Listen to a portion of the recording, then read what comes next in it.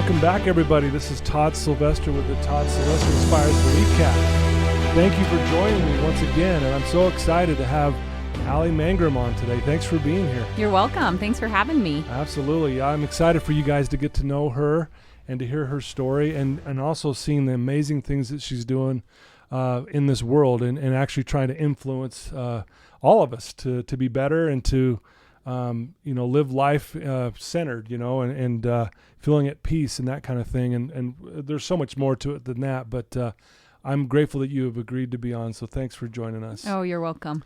So I want to thank the sponsor, Veracity Networks. Thank you for believing in me. And then once again, you listeners, thank you for believing in me as well and sharing this and really supporting me in all this. And as you know, we've had amazing people on, and today's going to be no different. A little background on Alli. She is a doctor of physical therapy and a certified quantum touch energy healer, which I want to know more about. That sounds amazing. It's very cool. A meditation instructor and a life coach. Yes. You have an organization or a company called Living Consciously? Yes. Is that correct? Yes. Okay, and we want to hear about that as well. She grew up like many of us where there's some struggles in her life with anxiety and some other things like that, which we're going to get into. But she's doing an amazing things in her life, and but I'm going to let her tell you. I'm not going to just go read through this. So tell us a little background on yourself, like where did you grow up and that kind of thing. Yeah, I actually grew up about 10 minutes from here. I grew up in Sandy. Oh, really? Yeah, lived there my whole life. Okay. Went to school at the U, went to the University of Utah, and then when I got married, I actually bought a house that is like 5 houses down from one of the houses I grew up in. Really? So yeah, I've been in this area my whole life, Gotcha. which is really cool, because I think a lot of times when we deal with trauma in our lives, which my belief on trauma is that we all have experienced trauma. Okay. The best definition I've ever heard of trauma is anything less than love. Oh, you know, when we experience something less than love in our life, we interpret it as trauma. And then there is a healing process that moves around that. Boy, I've never heard that before, and that makes so much sense. Yeah. You know, when I first heard that, it really resonated with me. Mm-hmm. And when I first started working one-on-one with people who were struggling with all different aspects of life, whether it's anxiety, depression, addiction, self-doubt, insecurity, perfectionism, we all have something, right? I mean, none of us get to an adulthood without something. Right. And one of the things that I found is that people either clung to their story, whatever happened to them was their identity and their story and their excuse, or they beat themselves up because they didn't have a story. They didn't know why. Yeah. I don't know. I don't, I was never, the things that we think are traumatic, right? I was never abused or raped or, beaten. None of those things happened to me. So I don't really have an excuse to feel the way I feel. Okay. And people have to kind of find that reconciliation of like, okay, regardless of our life experience, we start to create beliefs. You know this. Oh, yeah. We start to create beliefs, and then surrounding those beliefs, that dictates the way we feel, the way we think, and the way we behave in this world. Sure. Yeah. I'm a huge fan of all that for sure. And I'm excited to hear more about how you got here because, I mean, this is obviously stuff you've had learned throughout your life and your experiences you've gone through. And so we did mention that, growing up, you had some battles with anxiety. Right. Talk a little bit about that and kind of how that shaped you a little bit. It's interesting because I think, when you look back at your childhood, when you're in your childhood, you don't really realize anything's different, right? Mm-hmm. Like whatever you're experiencing is just what is. You're right. You don't know that there's something off. And I think we all kind of have that. Mm-hmm. And I remember the first time that I realized, so I grew up with an alcoholic father. Okay. He became, well, let's back up a little bit. So early childhood, we came from what seemed like a very functioning family. Mom and dad are married. We got 5 kids. We go to church every Sunday. Right. Dad runs a successful business. Things seem like they're okay. But there's always those things under the surface. Yeah. And one thing that I've learned in life is even as adults, when we think that we're able to kind of hide things from our children, there's an energetic transfer that's taking place.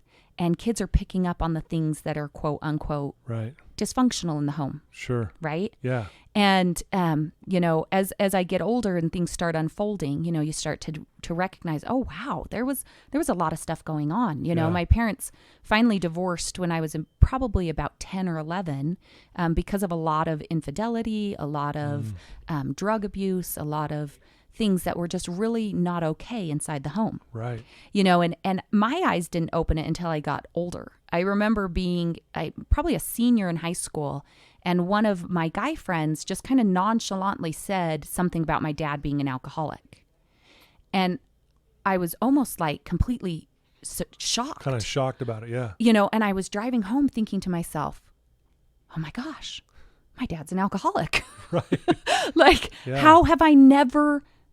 Like, how is this not registered? Like, of course, he's in his room all the time drinking himself to comatose. So you hear this shock and but you put it together like, man, I can see, yeah, he is. Right. And it's funny how I think a lot of people, as I've gotten older and talked with people, I've seen their stories unfold. And a lot of times we don't realize until adulthood, oh, wow, that was abusive. Or, oh, wow, I was raised in this dysfunctional setting. Right. I didn't realize it. Yeah. And so I had carried anxiety. I always tell people I feel like I was born with anxiety. I don't remember when it came on. Right. I felt like it was just always this little Just friend always I there. carried. It was just this little friend I carried with me. Sure. And it wasn't until I had a few experiences where I felt peace that I realized this huge difference. Right. Because I knew nothing but that pit in your stomach. Yeah. And when that lifted for me for the first time, I thought, what is this? Yeah. I got to find a way to feel this way more often than I'm feeling this. And I think a lot of times, correct me if I'm wrong, but we're something that I've been studying up on you, where you were searching for all these things outside of yourself. Yes. And this is the part I was really so excited for to hear, and for our listeners to hear, is you came to the realization that everything you needed was within you. Yeah. Yeah. And so I know I might be jumping ahead here just a little bit, but talk about that transition and how you kept searching outside of yourself at first and then led to what you know now. Right. I think, it's interesting when you kind of look back on your journey and you realize it's not like one moment, but it's multiple little moments stacking together. Mm-hmm. Right. Yeah. And I go back to, I have people ask me all the time, how are you a functioning adult? I actually ran into a childhood neighbor a few months ago. Mm-hmm. And I hadn't seen her since I was, in grade school. Yeah. And she kept looking at me. She must have said 15 times in the 10-minute conversation we had, I can't believe you're a functioning adult. Like, I would have never imagined, like, everything that I saw your family go through. I just can't believe that you're just normal and living a functioning life, right. Wow. And I remember thinking back after I left that, like, okay, how did I get here? And it was a lot of little moments adding up. Sure. But so my father actually ended up dying of a heroin overdose. Wow. That was labeled suicide because the amount of heroin injected was beyond anything that anyone would think they would survive. Yeah. Now, whether he meant to do it or whether he was, slowly, it doesn't matter. That's what happened. Yeah. And I can remember, so me and a couple of my other siblings had gone over to his house to try to get a hold of him, and he wasn't answering. And so we called the police, and they came and told us that he was dead. And I was 18 at the time, and we couldn't get a hold of any other adult. Really? And so they couldn't leave. They couldn't take my dad out of the home, and they couldn't lock up the home without an adult present. And so my other siblings left, and I sat on the porch alone, waiting for this to happen. Mm. And I remember sitting there and thinking to myself, it's interesting, but a lot of times I have these experiences where I'll hear a song repeating in my head. Yeah. And I remember hearing Tracy Chapman, Fast Car. Uh-huh. And it said, you've got a fast car. You got to make a decision. You leave tonight or you live and die this way. And I thought to myself, I got to make a decision. Mm. Nobody else. Yeah. I leave tonight this life that is, drugs and chaos and depression and suicide and hiding in your bedroom all day long and, you know, these terrible things. I leave this tonight or I live and die this way. Wow. And at the time I thought, okay, I got to prove, right? I got to prove to myself and I got to prove to the world that this is not me, that I am not this life. And so I'm going to have to do everything in my power to prove that. And I'm going to have to do it every second of every day, you know? Yeah. And so I went from, you know, I graduated high school by the skin of my teeth. Like, I think they just gave me a diploma to get rid of me. Yeah. Get her out of here. You know, it'll be easier. We don't want to deal with her. We can't deal with this girl any longer. If we give her a diploma, she'll be someone else's problem, right? And so, you know, nobody thinks I'm going to go to college or I'm going to do anything with myself. Right. But at the time I think, okay, like what makes a person successful? I don't know. I don't even know. But here's what I'm going to guess. I think education, you know, I think working hard. Yeah. So I said to myself, okay, I'm going to become as educated as I can. I'm going to work on physical, mental, emotional, and spiritual every day. Right. Every day of my life, I'm going to work on that. You know, and so I had to test into the Salt Lake Community College because I never took the SATs or any kind of entrance exam. I, you know, probably graduated with below maybe a 1.0, you know, and so I have to test in to be able to even get into a community college, you know, but I just started working my way through and doing what I thought was going to give me that feeling of I got out of there, right? I left that world behind. Right. But what I didn't realize is that you can walk away, you can leave physically a place, but if you don't heal emotionally, you carry it with you. You just carry, it doesn't matter. You know, it's funny because my dad was an amazing man. You know, he was an addict for sure, but that was one part of him. Right. And he had this amazing ability to see things in perspective. And he used to always say to me, wherever you go, there you are. And I didn't understand what he meant, you know, until I got a lot older in life. And I realized, you know, because here I thought, okay, I'm going to get the highest level of education I can, right? So that's why I went after a doctorate degree. Because if I can get a doctorate degree and you can call me Dr. Alli, then I've arrived, right? Then I'm good. Then people will know I'm worth something and I've escaped this, right? But I didn't realize, oh, wow, here I am. I've graduated. I have all the things on paper they say you're supposed to have to be happy and at peace and successful, right? Exactly. I'm married. I've got some kids. We've got a home. We've got cars. I've got a degree. I've got a career. Why don't I feel any different? Yeah. You know? Right. I went all these places and I ended up, there I was. Wow. You know? In the way you explained that right now, it even helped me understand it a little bit more. Because I've heard that before. Wherever you are, wherever you go, that's where you are, you know? And that was a really very well said, how you put that together. Yeah. Yeah. Man. You know, and so at that point I was, you know, it was right after I finished up my doctorate degree. I had 2 little kids because, like I said, I was going to attack life, right? So I didn't just go to grad school. I went to grad school. I was teaching, 15 aerobics classes a week, high intense, kickboxing, step, weightlifting, let's go as hard as you can, just push your body to the core every second. I ran a property management business.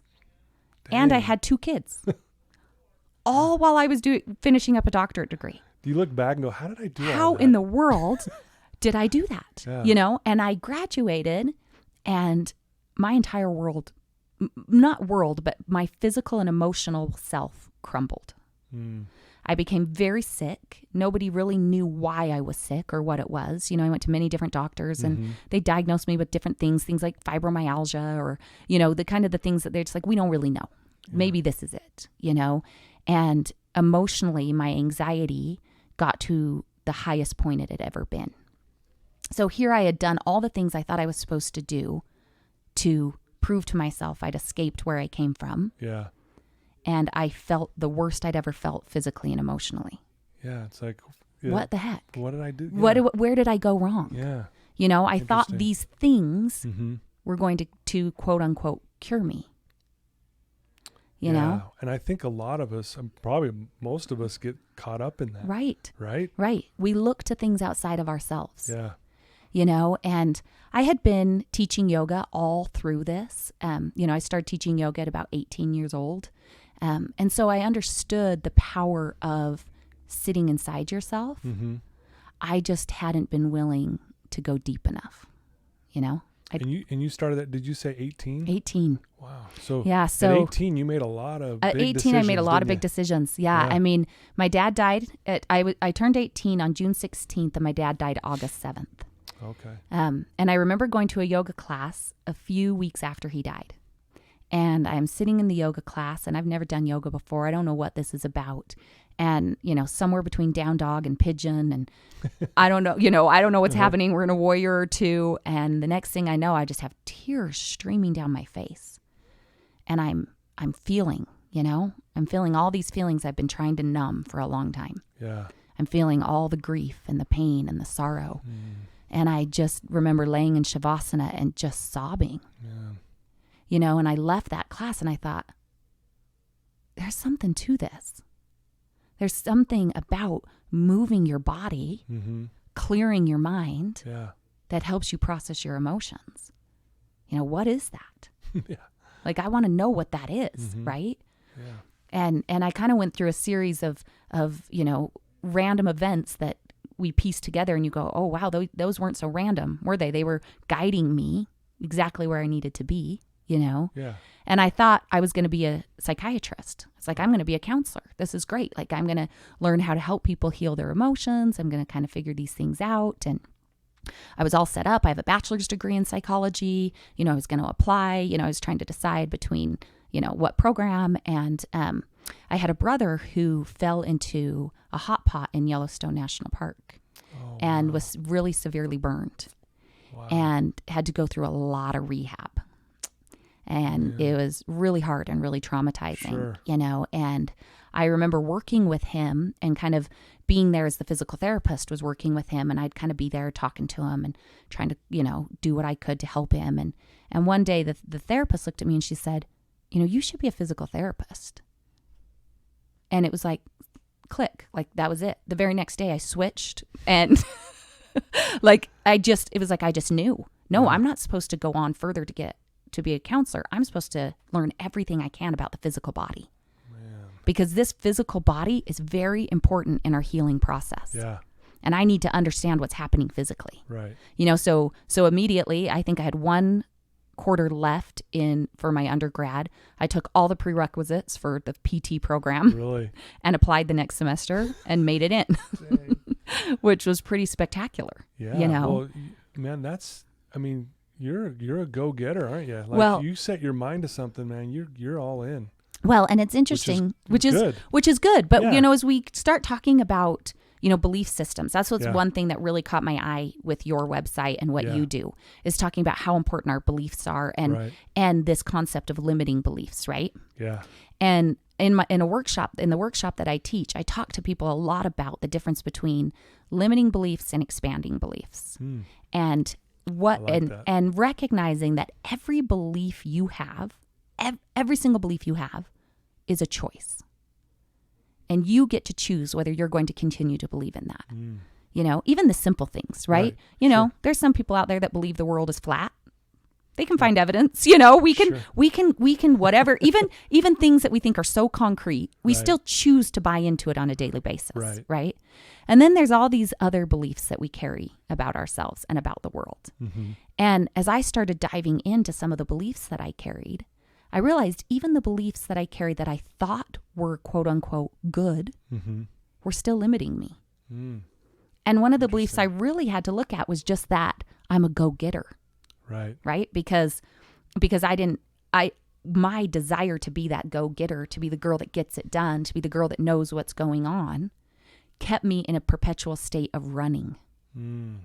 And when you're running, you're avoiding.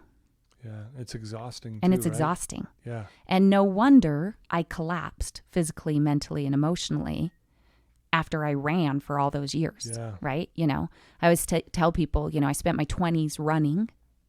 I spent my 30s healing. Now I've entered my 40s and I'm going to start living. Now that I've, been able to say, wow, that part of me that's a go-getter, she's awesome. Like, I love her. She's great. Sure. Yeah. She's a great person to pull out when you need her, Exactly. you know? Right. But I don't have to be her all the time, Okay.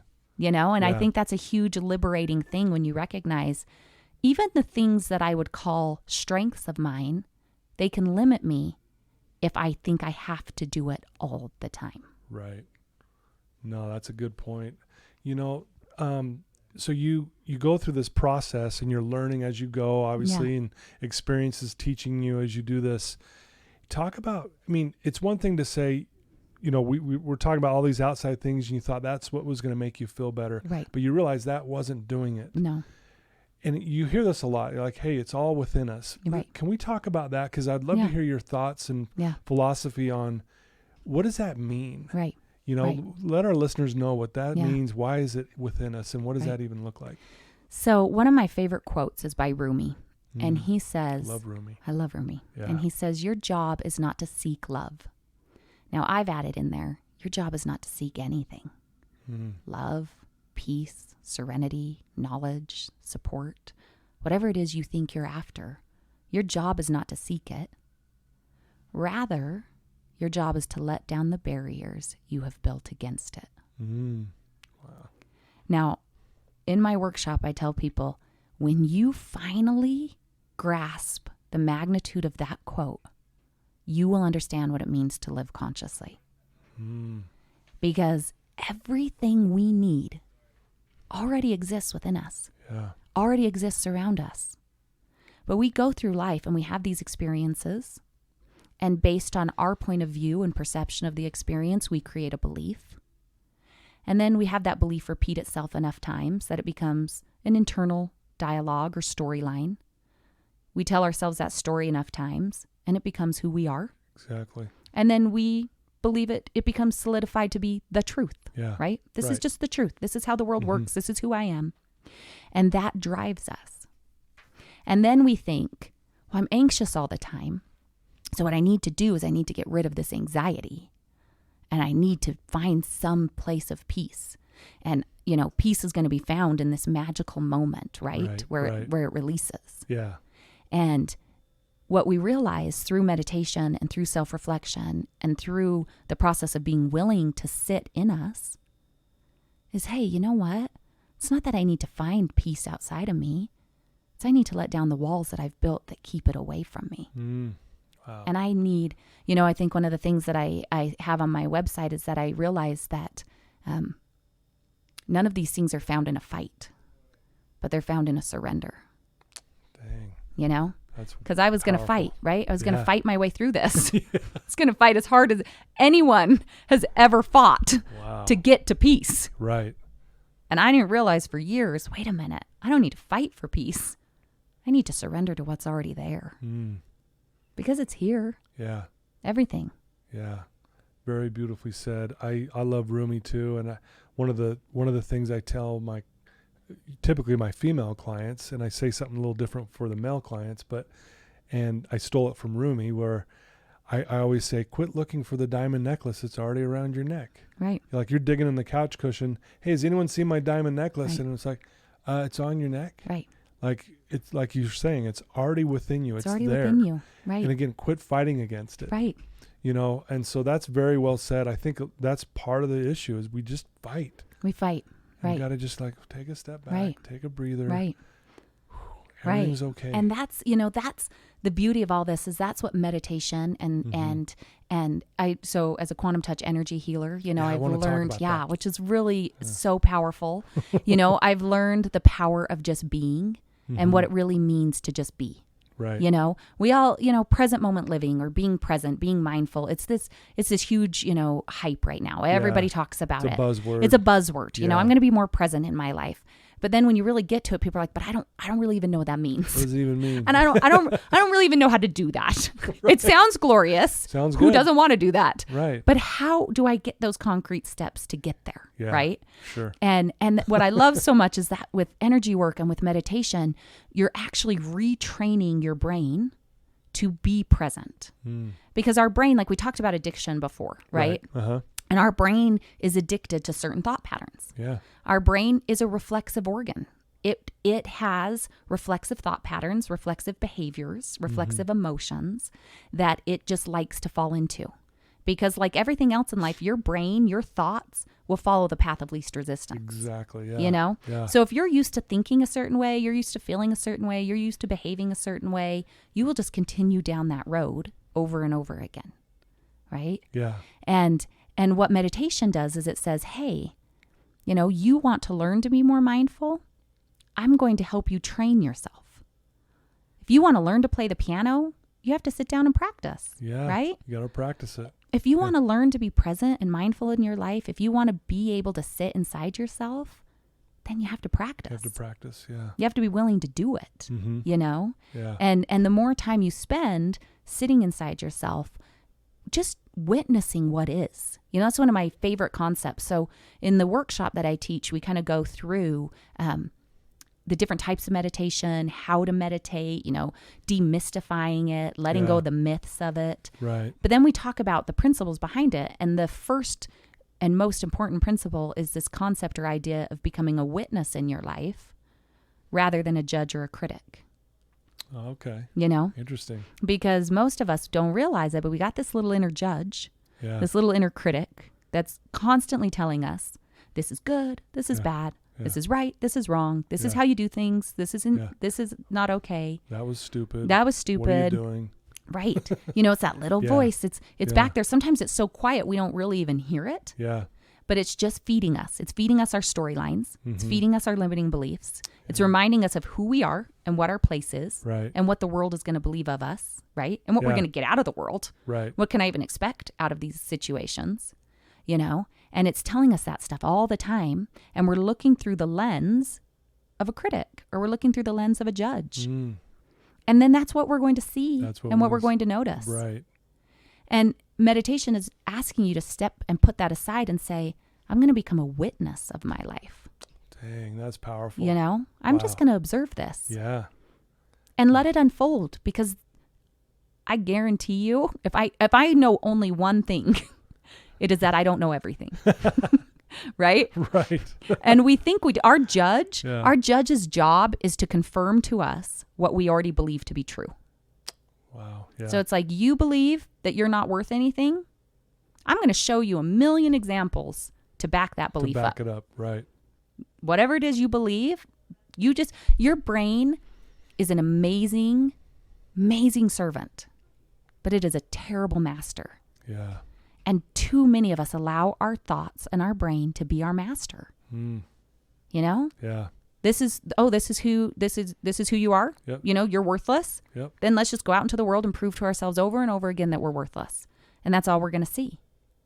When you look through the lens of a witness, you catch things you never saw before. Yeah. You see things at a different angle that were always there. Yeah. Right? Yeah. I mean, I remember a few years ago, we took our little kids to Puerto Vallarta, and we'd been at the pool 3 days, like at this resort for 3 days. And this woman walks by me and she says, oh my gosh, have your kids seen the iguanas yet? I said, no, where are they? And she just kind of chuckled and she said, they're everywhere. And I said, what? And I started looking around and we're kind of in this jungly area. And there are hundreds of iguanas all around us. Everywhere, yeah. And but they blended into the trees and they camouflaged with the, leaves. And we never saw them.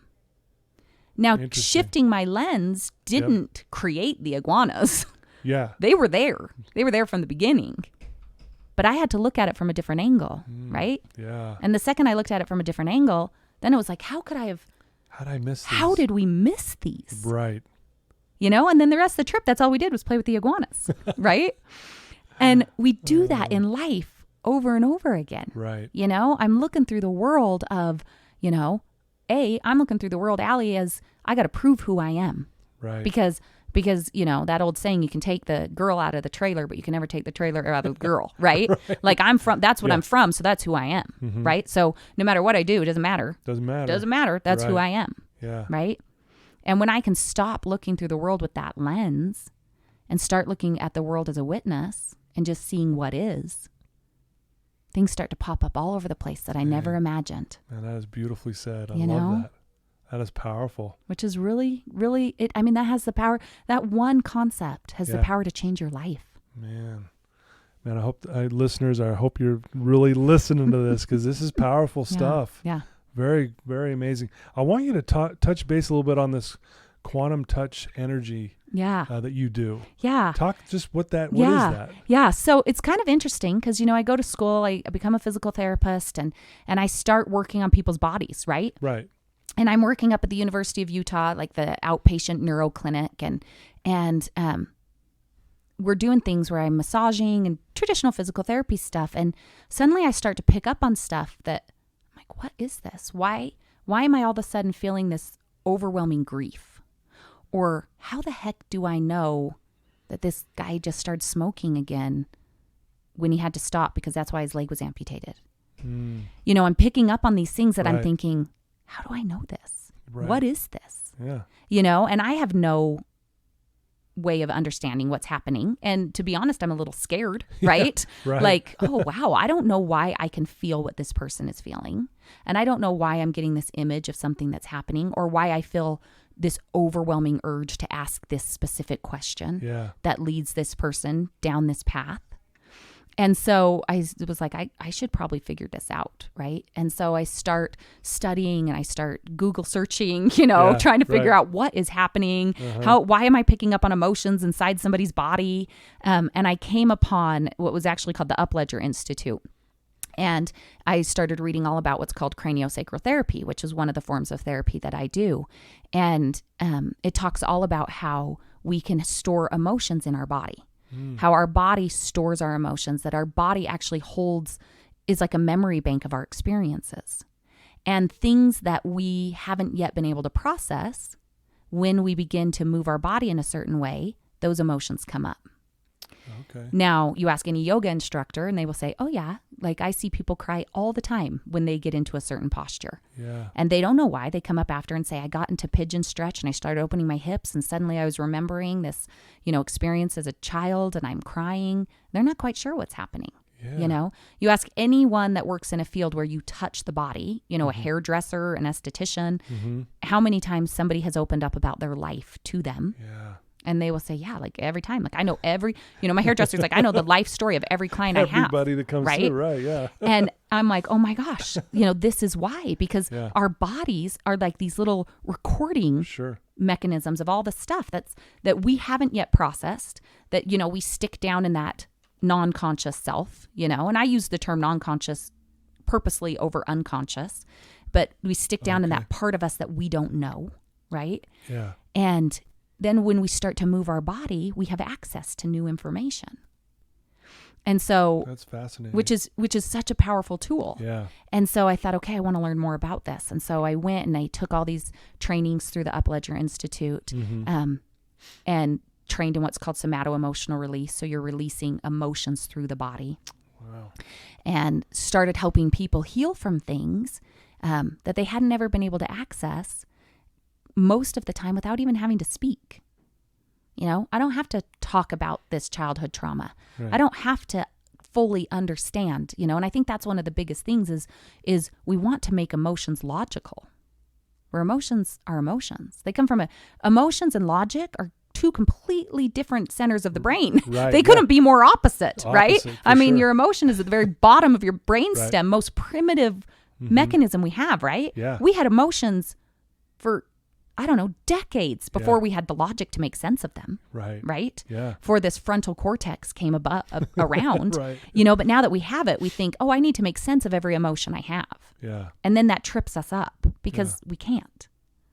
And so when we're able to sit inside of our bodies, we're able to process emotions and things at a such easier, faster rate because we're clearing it from the body. Right. And I always tell people, you can know something cognitively and logically, like I can tell you till the cows come home, you are of worth, right? Yeah. You hold worth and value. And you can say, I know I do. But until you feel like you do, it's a huge difference. Doesn't change. Yeah, it's kind of intellectual belief versus the heart belief. Right. Yeah. Right. For sure. And somato-emotional release and energy healing is all about getting back into your body. Wow.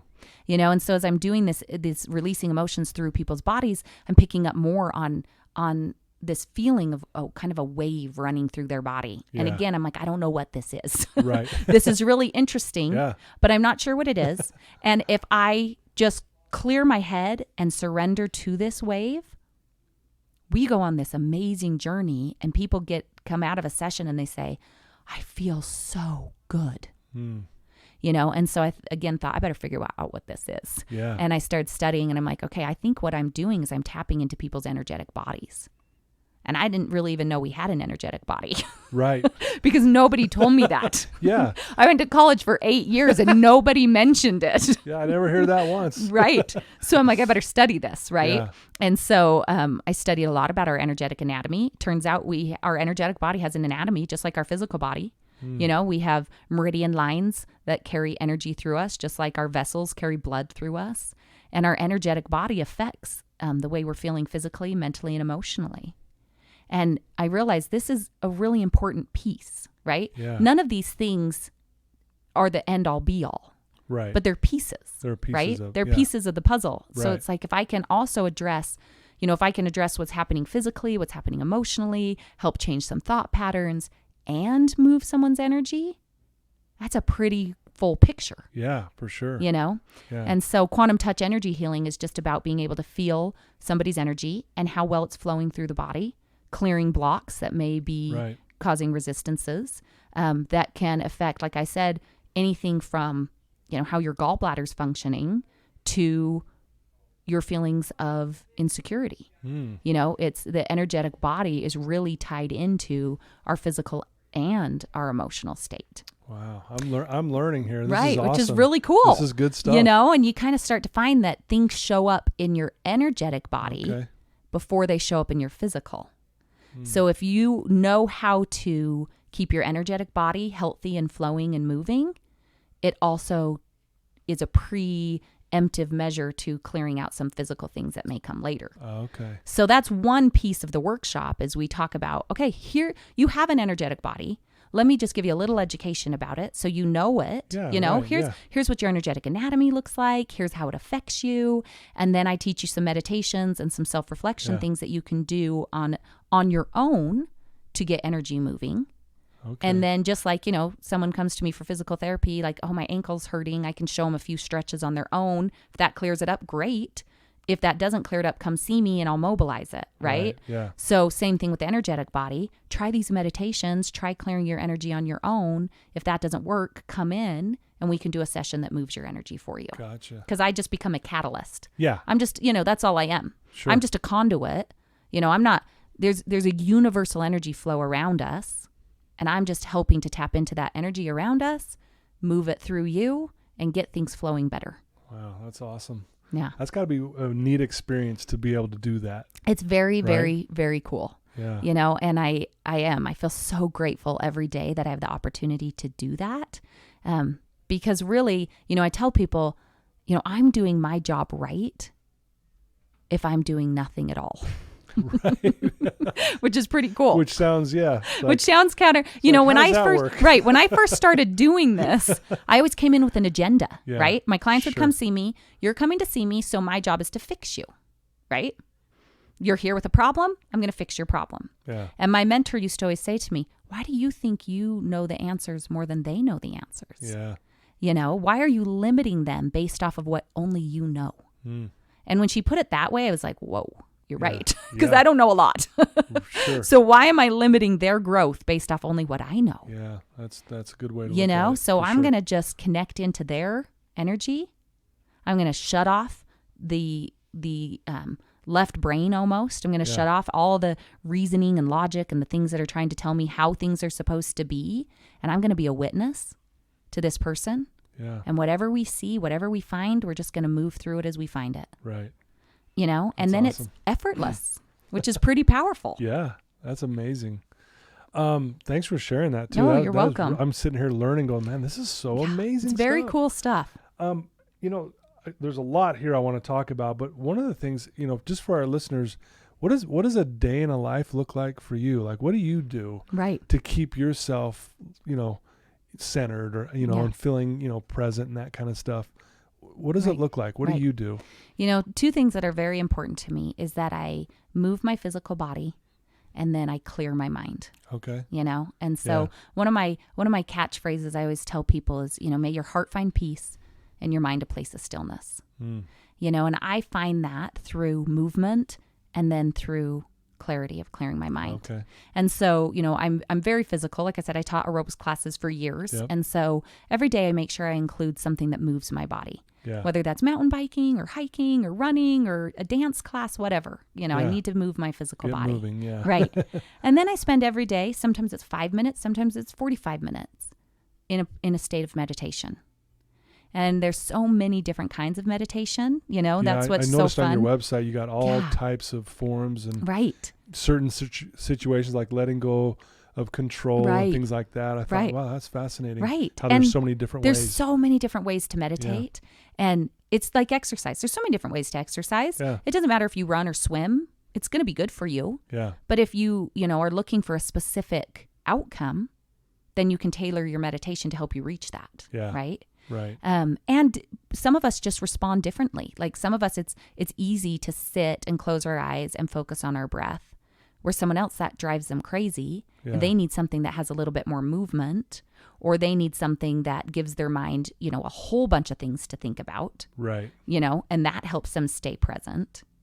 So, that's one of the things that I think is really important, is taking the time every day to move physically and then to connect into yourself for a little bit. Okay. I love that. Yeah. Yeah, that's great advice for all of us, actually. Yeah. And so you say you do it roughly around 40, 45 minutes of that kind of silence? Well, I mean, meditation? It depends. Some days all I have is 5 minutes, Yeah. Okay. So one of my favorite things is called a sigh of relief or an ujjayi breath, which is, it's a way to reset your nervous system. So it's a way to kind of calm your body and bring yourself back into a state of rest and relaxation. Right. And there's actually a lot of science behind it, which is really cool. It resets that sympathetic nervous system and brings you back down into the parasympathetic, right? Okay, For those of you who kind of know that, get out of fight or flight and get into rest and relax, And you can do that as easy as one breath. You take a big breath into your belly and you sigh it out. Yeah. And just that will reset you. And sometimes maybe that's all I have time for. Yeah. And that's okay. I did a couple sighs of relief. I got connected back into my body. Yeah. I felt myself present in the place I was. There's a meditations that I teach. One of my favorite ones is called Connecting to Your Senses. And it talks about opening your awareness to all your senses in whatever you're doing. Yeah. So you're at home doing the dishes and you're aware of the sound of the water running. You're aware of the soap on your hands. You're aware of the plates that you're seeing. You're aware of the smells. You're aware of, you're giving your mind so many things to think about, but everything it's thinking about is happening right now. Wow. That's a meditation. Sure. Yeah. So you can do a meditation anywhere all day long, right? Yeah. And so some days that's all I have time for. Yeah. And that's enough. Yeah. And other days maybe I sit down and I just witness my breath. Yeah. I just let it come in and let it go out. And that's it. That's awesome. And then sometimes I'm like, I got more time. I'm going to lay down. I'm going to do a 45-minute guided meditation where I try to gain some insight or awareness to myself. Yeah. Yeah. But every day taking time to say, I'm going to do something for me. Yeah. And there's been times where, a couple of years ago, I did a week-long vow of silence. So I sat in silence for a week. Really? Which was really cool. Was that difficult at first? I mean, when I hear that, I'm like, oh, that would be hard. Right. And it, I thought about doing it for a long time, and I was always very intimidated by it. Yeah. Because one thing that I recognized early when I started this journey of like just trying to figure me out, one thing I recognized early was that my mind was not very nice to me. My thoughts were not very nice to me. And my thoughts yelled at me a lot. It was really interesting. Like the voice inside my head was really loud and was always yelling at me and it was always telling me what I was doing wrong. So I liked to be very busy and distracted because then I didn't have to hear her, right? Right. And I spent a lot of time trying to figure her out. Yeah. And I started reading about people that did vows of silence, and I thought that sounds fascinating, but I was a little afraid to sit inside myself that long. But I finally... Does that mean like no music, no... I didn't... How does that look like? So Sorry. Oh, that's good. Yeah. So what I did was I didn't speak. I didn't get on my phone. I turned my phone off. So I had no social media, no internet, no texting, no communication. but I'm a mom of 3 boys. Yeah. And I'm a wife. And I have some responsibilities in life. Like, and why isn't mom talking to us? I don't know. Right. Right. And I thought, if I'm going to do this, I can't, like, I would love to go sit in an ashram in India for a couple months. That sounds awesome. Right, But yeah. I don't have the ability to do that. So how can I take myself to the next level spiritually and emotionally and continue to live my life? Yeah, You know? right. So I thought, there's got to be a way. One of the things I teach in my workshop is that there's infinite possibilities. Every time you walk up into a wall and you think, well, I can't do this because, Right. you're limiting yourself. Stop for a minute, witness it. A door will open, you know? Yeah. And so I thought there's a way. And so so I just set it all up, you know? I organized carpools and I told everyone beforehand what I was doing, and I sent out texts to the people that needed to know, look, I'm doing a vow of silence for the week. And I sat all my kids down and I explained to them what I was doing and why I was doing it. And it ended up being such an amazing experience, not just for me, but for my whole family. Oh, okay. Because I Yeah. think, you know, my kids started to recognize, like, it became more mindful of what they decided to say to me, Yeah. because they knew there wasn't just going to be this automatic response, right? Right. So they had to. They had to really think about Yeah. it. Is this worth saying to mom to get, you know, to see how she's going to Sure, respond? You know, I can't just run up and complain that my brother hit me because mom's not going to say anything to discipline him, you know? So they started working things out themselves. And they started Interesting. being more mindful Yeah. of the things they chose to say. You know, and even my husband said, I started watching myself being so much more mindful of what came out of my mouth, because I was more aware of the fact that I needed to just communicate exactly what you needed to hear, Right. That's because you weren't interesting. going to respond back to me. Yeah. That's You know? fascinating. And it was really cool. I mean, I actually found that, and I was really pleasantly surprised that inside me was very peaceful and very calm, Hmm. you know? Wow. That sounds actually pretty amazing. It was, I mean, you know, we could do a whole other hour We could. podcast on vows of silence I and the know. things I learned, I know. I would- because it yeah. is pretty cool. I'm in the process of creating an advanced workshop, Okay. and in that we will do one of the things that they'll do is a vow of Wow, silence. so very cool. Yeah. Well, you know, speaking of workshop, you know, you have you're the presenter of a Living Consciously meditation workshop. Yes. Talk a little bit about that, and a little bit about, you know, like your website that you have Yes. and kind of what you do. Yeah. So the website is Meditate with Alli, and Okay. that's also my handle name for Instagram and Facebook. Nice. And the workshop is a 2-day event Okay. where we go over all these things that I've been talking about. So we talk about what it means to live consciously. Mm-hmm. We go over what the guiding principles are that I've decided to live my life by. Yeah. You know, they don't mean they're the only things you can do or the right way or the only way. Just means that when I choose to follow these principles, I find peace, Yeah. you know? Oh, I love that. And I haven't ran into a problem yet that I can't solve with one of those principles, Mhm. that I can't go back on and go, oh, okay, if I just open up to infinite possibilities, if I just let go of assumptions, if I just, you know, let go of predictions or whatever one, then I find my way back to peace, Yeah. you know? And then we talk about what meditation is, what meditation isn't, and how to meditate. And then we go through these principles, you know, witnessing, Yeah. how to be present in your life, That's awesome. what it means to hold space for another person, Mm. which, you know, we could do a whole hour on nother holding hour. space, you Right, know, yeah. very powerful concept, you Sure. know. Then we talk about how to understand your energy, how to understand your behavior, Yeah. and then how to create self-love and compassion, how to Yeah. set healthy boundaries. And we finish it up with visualization, because wow. once we've learned how our mind works, how to access our non-conscious self, what the true power of the neuroplasticity of our brain, and how much we can rewire the way we're thinking, feeling, and behaving, and that we have more control than we could have ever imagined Yeah. on how we think, feel, and behave, and we have absolutely no control over everything else. Right. Yeah. You know, and if we can let go of trying to control everything else and only worry about our own thoughts, feelings, and emotions, Yeah. we change the way our brain works. And when we change the way our brain works, we change the reality we live in. Dang. So those workshops sound It's pretty powerful. amazing. It is Yeah. a pretty powerful experience. Wow. Yeah. That's an awesome. Yeah. Yeah. So right now with the pandemic going on, Uh-huh. I haven't been able to offer live workshops. Right. But I'm hoping that I'll be able to get one going in June. Hopefully soon. Yep. Yeah. So if they go to my website, Meditate with Alli, you'll be able to see when that update comes up. And then shortly you should be able to purchase the workshop also online. Oh, okay. So it's been recorded and Very you can cool. watch the workshop Kind of online. watch through Mm-hmm. it. So, and we'll talk a little bit more about that in just a second. I want to, if there's someone out there that's listening to you right now and they're struggling and they're just having a hard time, what advice could you give them right now that, and I know you've shared some amazing principles and some amazing things already, but is there anything that, if you could speak to one person right now who's having a rough time, what would you say? I would say, I think one of the most important things is being able to sit inside yourself without judgment. However you choose to do that, whether you like to run, and when you're running, I just want you to witness your thoughts. I just want you to watch what you're doing.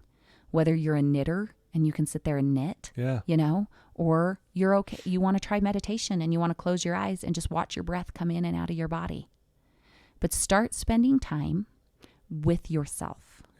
Sit inside you without judgment.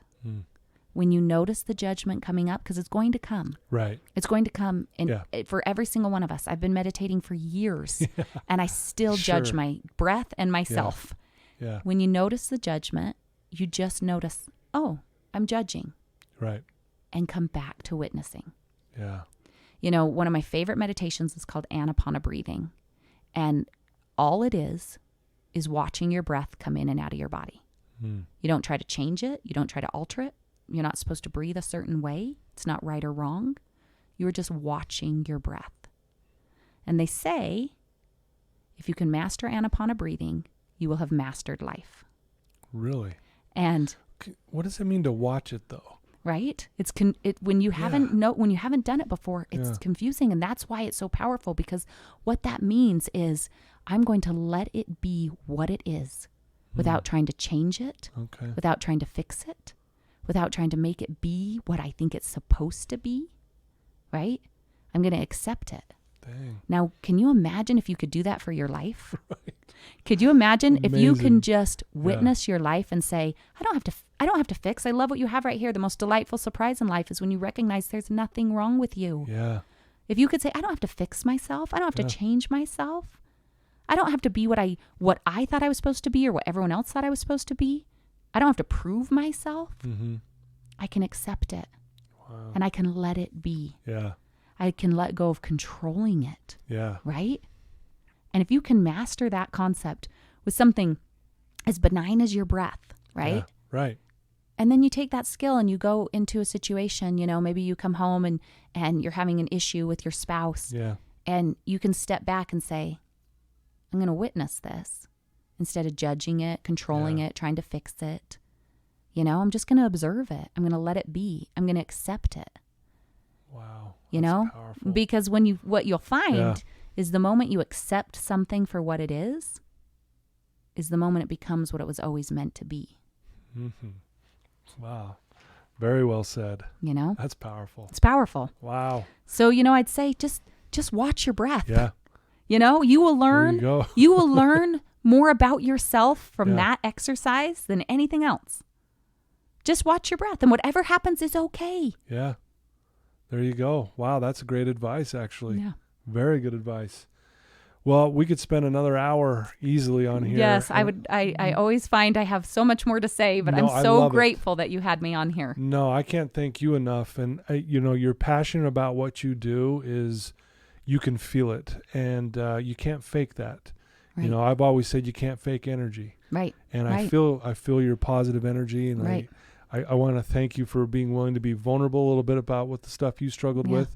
And I look back on your story, just this short time we've been together, had you not gone through all those tough times with your family, you wouldn't be doing what you're doing today, probably, right? Right. So I've always told my clients, life happens for you. Right. It's all just, it's just orchestrating to where you get to where now you're a light to this world, and you're just doing great things, Alli, and I thank you for letting me reach out to you and invite you on here. Yes, well, thank you for having me. I really appreciate it. Yeah, you betcha. Well, so it's meditatewithalli.com. Yep. Is that your website? Yep, the website is meditatewithalli.com, and Alli is ALLI. Perfect. Yeah, I was Yeah. going to make sure you spelled that so they Yeah. get that down. So there you go, listeners, another amazing person. And I just feel so blessed that I get to sit across these amazing people and hear their stories and what they're doing. And I'm just fascinated. I learned so much from you today, Alli.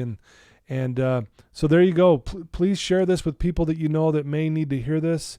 Thank you for believing in me and supporting me. And it just means the world to me. And I'm just grateful that we have people like Alli in our lives that can show us the way and to be a light to us and really help us realize that we are good. Yeah. And everything's okay. Right. Right? Okay. Thanks. And until next time.